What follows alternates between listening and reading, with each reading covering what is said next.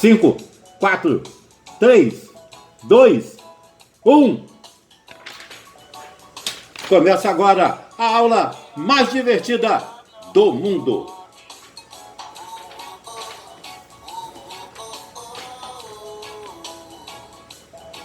E quem pediu a música de hoje foi Nelson Alcântara. Tá aí, Nelson, a música que você pediu.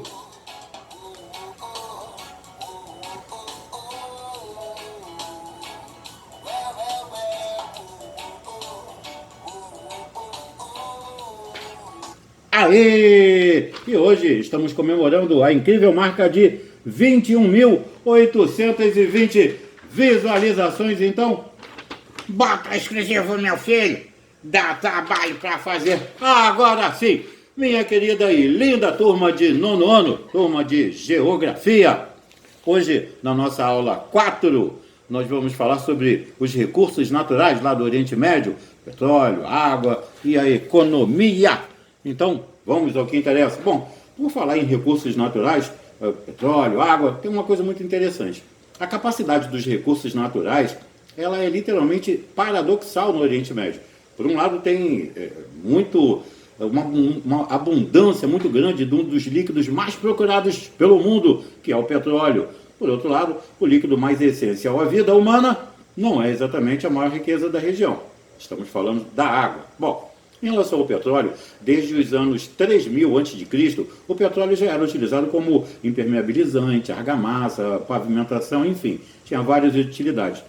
Usado também para iluminação, para guerras, sim, esse líquido era utilizado na guerra, já que ele tinha uma capacidade de combustão, ou seja, de queimar, mas há explicações para a tamanha quantidade de petróleo na região. Essa região ela foi alvo de inúmeros movimentos tectônicos, por volta aí de 40 milhões de anos atrás. E esses movimentos acabaram isolando e soterrando inúmeros mares primitivos. E ao longo desses movimentos tectônicos, a água do mar invadiu e ocupou boa parte do que chamamos atualmente de Oriente Médio. Entretanto, com o fim da movimentação geológica, a água evaporou e os vegetais marinhos se depositaram ao fundo. Esses materiais orgânicos começaram a se decompor, além de serem encobertos por outras rochas sedimentares, encapsulando-se em reservatórios nas regiões mais profundas da litosfera. Bom, a água foi evaporando, né? Deixou ali uma camada de sal muito forte nessa região, impedindo que esse reservatório sofresse qualquer alteração e deixando as condições ideais para a formação do petróleo. Então, ali no século XIX, inúmeras empresas inglesas e americanas fizeram pressão sobre as jazidas do Oriente, né? As jazidas do Oriente Médio, para lucrar com as riquezas dessa região. As 7 irmãs, como eram chamadas as 7 maiores empresas do ramo de petróleo, lá no final do século XX, algumas delas, dentre elas a Shell, a Texaco, a British Petroleum, a Gulf Oil, enfim, são várias. Elas realizaram uma corrida naquela região com o intuito de obter as maiores jazidas possíveis. E, inclusive, ali ao longo do século XX, essas empresas realizaram um acordo de preços, vendendo todas pelo mesmo preço. Ou seja, esse ouro negro gerou aí um acordo de preços que impediu a concorrência e a disputa comercial. O nome disso é cartel. E a finalidade desse cartel é justamente de aumentar o lucro das empresas. Até hoje, inúmeras empresas estrangeiras atuam na região, explorando o petróleo e repassando parte da sua produção através de impostos para a população. Entretanto, a partir da década de 1960, os Estados Unidos, que possuíam o maior índice de empresas, começaram a querer controlar essa produção, fosse por aumentar o valor do petróleo, receber o valor desse aumento para suas economias, ou fosse para ter um maior poder geopolítico sobre o petróleo, que era ligado, literalmente, ao mundo inteiro. Assim, em 1960, nascia em Bagdá a Organização dos Países Exportadores de Petróleo, também conhecida como OPEP, que tinha os fins de controlar a produção dessas empresas, reavaliar o valor de acordo com as suas bases ideológicas e ainda fazer uma concorrência com essas empresas. Com o repasse de valores das empresas para os países, como era muito pequeno, era interessante que a OPEP fosse criada para controlar e também para favorecer os extrativistas locais.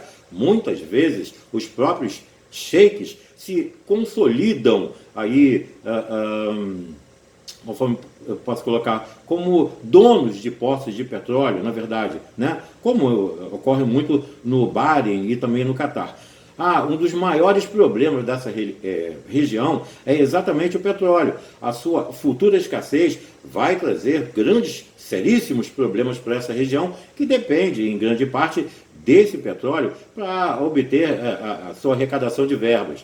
Muito tem se falado hoje em dia a respeito do esgotamento das jazidas petrolíferas pelo mundo, o que resultaria no fim da era do petróleo. Por esse motivo, alguns países têm se esforçado a diversificar e desenvolver outras atividades econômicas. Por exemplo, lá em Dubai, um dos 7 Emirados, que constitui os Emirados Árabes Unidos, é um exemplo dessa realidade, porque ele vem se tornando um dos grandes polos turísticos internacionais da atualidade.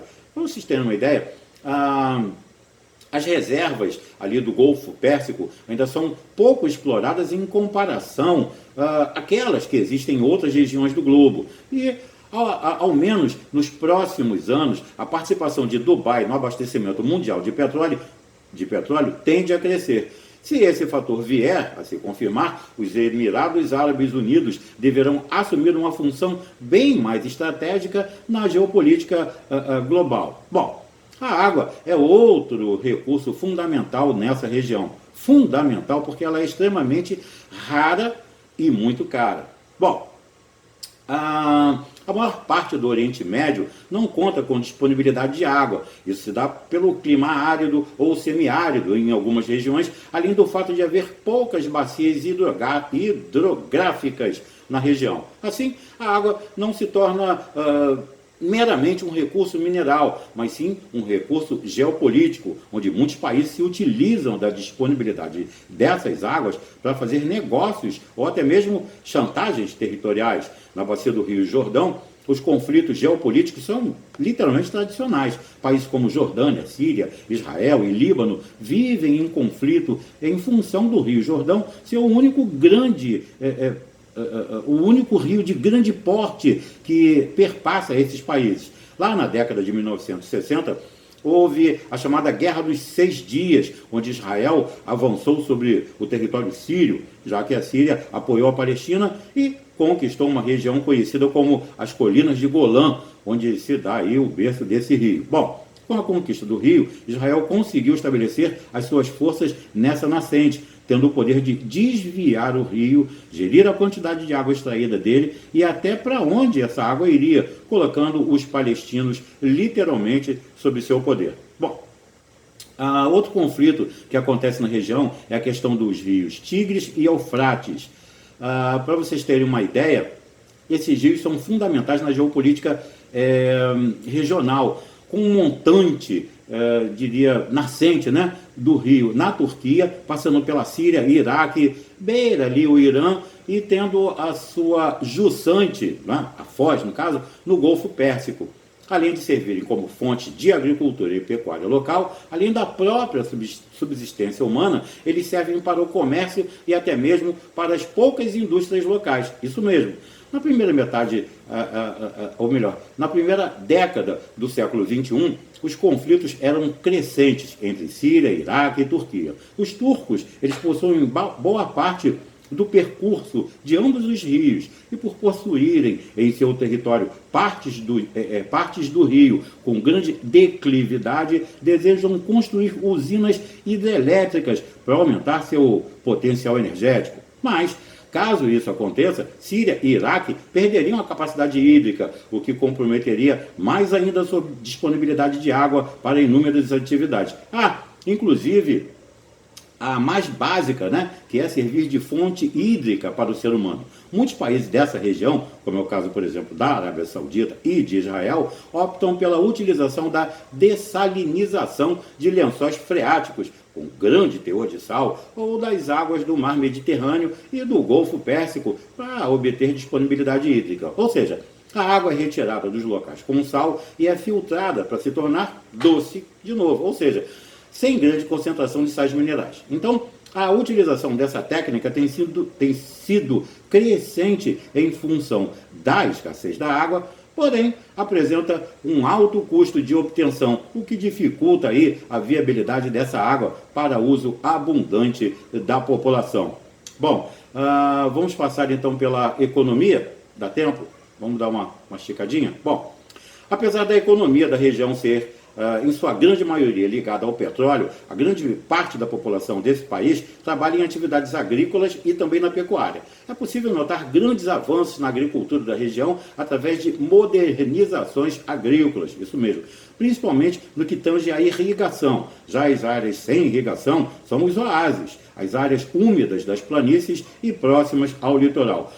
Um dos casos mais interessantes é Israel, que através de um sistema de irrigação por gotejamento e utilização de modernas estufas, consegue produzir alimentos em abundância, mesmo fora de época, e até mesmo consegue exportar alimentos como abacaxi, limão, laranja, tomate e uva, uma coladinha ali, e exporta inclusive para outros países. Mas essa modernização é parcial. Países como o Irã e o Afeganistão apresentam um desenvolvimento parcial em seus campos, com uma produtividade muito menor do que os países como a Arábia Saudita e Israel, que já dominam aí essas novas técnicas. Bom, as dificuldades, contudo, são maiores na pecuária. A maioria dos criadores é nômade, ou seja, eles não têm um lugar fixo para desenvolver esse seu gado. Mesmo com grandes dificuldades, merece destaque a produção de ovinos e de caprinos. Bom, outra atividade comum e antiga nessa região é o artesanato, com destaque para os tapetes, que tem um grande valor nos mercados mundiais. E, por fim, o setor industrial e comercial de alto desempenho é extremamente relativo nessa região. Na Turquia e em Israel, o setor industrial é altamente desenvolvido e diversificado, contando com um considerável avanço tecnológico, sobretudo no rico parque industrial israelense. A Turquia também conta com o turismo como importante atividade econômica, já que apresenta um litoral com belíssimas praias, o mar Mediterrâneo. A Síria, com seu setor industrial bem menos desenvolvido, apresenta nos serviços a principal base da sua economia. No Líbano e na Jordânia, a exploração de importantes reservas minerais e o turismo são os pilares mais importantes dessa economia. Apesar de países como Turquia e Israel não há assim uma industrialização nos países do Oriente Médio, ok? Mas há inúmeras causas para isso, que são, por exemplo, a formação de mão de obra, que é muito precária, o que configura uma pouca oferta dessa, né, para a atração de empresas em direção à região. A maior parte dos países contam com uma cultura e política nacionalista, que não veem com os bons olhos os investimentos que o Ocidente possa vir a realizar. Entretanto, países como Bahrein, Catar, Israel, Turquia e também a Arábia Saudita, eles contam com grandes investimentos de capital externo em seus países. Os países do Oriente Médio foram colônias até o final da Primeira Guerra Mundial. Assim, as suas economias e os seus governos apresentaram pouco tempo de manutenção, além da própria instabilidade política e religiosa regional, que impede o amadurecimento de um Estado, que este, por sua vez, realize obras de grande vulto em infraestruturas, como, por exemplo, rodovias, ferrovias, energia e também a educação. A falta de industrialização desses países é um grave problema para as suas economias, porque acaba levando com que eles acabem dependentes de um recurso natural para que possam arrecadar suas verbas. E países como Iraque e o Kuwait, o próprio Irã, eles acabam utilizando em excesso o petróleo como forma de arrecadar dinheiro, sem investir consequentemente em outras formas de capitalizar esse dinheiro, tornando o país dependente de um bem que ao que tudo indica, vai acabar daqui a mais ou menos um século, ou talvez ainda menos. Bom, os casos do Bahrein, do Emirados Árabes Unidos e do Catar, diferentemente dos países que eu acabei de falar, são diferentes. Foram países que, apesar da grande riqueza mineral, utilizaram o dinheiro da venda desses recursos para abrir empresas e investir em outros setores da economia, criando maior circulação econômica no país e menor dependência sobre commodities, como o petróleo e o gás natural. Bom, não se esquecendo que nós não estamos em férias, e sim em quarentena, eu peço que tenham muito amor, muito carinho, muita paciência com todos que estão ao seu redor. Fiquem bem e até a próxima.